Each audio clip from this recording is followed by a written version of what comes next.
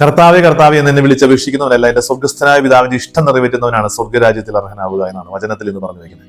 എങ്ങനെയാണ് ഈ സ്വർഗസ്ഥനായ പിതാവിന്റെ ഇഷ്ടം ഏതാണെന്ന് നമുക്ക് മനസ്സിലാക്കാൻ പറ്റുക?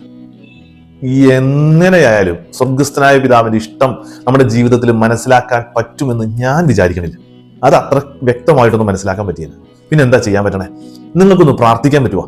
എന്റെ സ്വർഗസ്ഥനായ പിതാവേ, എന്റെ ഈശോയെ, നിന്റെ ഇഷ്ടത്തിനനുസരിച്ച് എന്റെ ജീവിതം ക്രമപ്പെടുത്തണമേ എന്ന് പറഞ്ഞൊന്ന് പ്രാർത്ഥിക്കാമോ? നിന്റെ ഇഷ്ടത്തിനനുസരിച്ച് എന്റെ ജീവിതം ക്രമപ്പെടുത്തണമേ എന്ന് പറഞ്ഞു. നമ്മുടെ ജീവിതത്തിൽ ഈശോയുടെ ഇഷ്ടമനുസരിച്ചുള്ള കാര്യങ്ങൾ മാത്രമേ നമ്മൾ നടക്കുള്ളൂ. നമ്മൾ നടത്തുന്ന പ്ലാനുകളൊക്കെ ഒളിഞ്ഞു പോയിക്കോളൂ.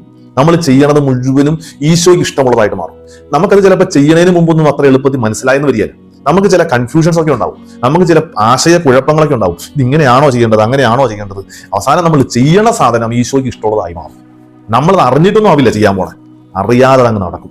അപ്പം ഈശോയുടെ ഇഷ്ടം നമ്മുടെ ജീവിതത്തിൽ നടക്കാൻ ഞാൻ മനസ്സിലാക്കിയിട്ടുള്ളൊരു വഴി, ഇതല്ലാത്ത വഴികൾ ഉണ്ടാവുമായിരിക്കും കേട്ടോ, ഞാൻ മനസ്സിലാക്കിയിട്ടുള്ളൊരു വഴി ഇതാ: ഈശോയെ, നിന്റെ ഇഷ്ടത്തിനനുസരിച്ച് എന്റെ ജീവിതം ക്രമപ്പെടുത്തണമേ എന്ന് പറഞ്ഞ് അങ്ങ് പ്രാർത്ഥിക്കുക. ഓരോ കാര്യം ചെയ്യുന്നതിന് മുമ്പും ഈശോയെ, നിന്റെ ഇഷ്ടം അനുസരിച്ച് ആവണം ഇത് എന്ന് പറഞ്ഞ് പ്രാർത്ഥിക്കുക. കാര്യങ്ങൾ അങ്ങനെ ആയിക്കോളൂ. നമ്മളത് അറിയേണ്ട ആവശ്യമൊന്നുമില്ല. കാര്യങ്ങൾ അങ്ങനെ തന്നെ അങ്ങ് നടന്നോളൂ. നമ്മുടെ പ്ലാനുകളൊക്കെ പൊളിഞ്ഞോളും. ഈശോയുടെ ഇഷ്ടങ്ങൾ മാത്രം നമ്മുടെ ജീവിതത്തിൽ നടന്നോളൂ. അത് നമ്മൾ അറിയത്തുമില്ല. ഈശോ നമ്മളെ സമൃദ്ധമായിട്ട് അനുഗ്രഹിക്കട്ടെ.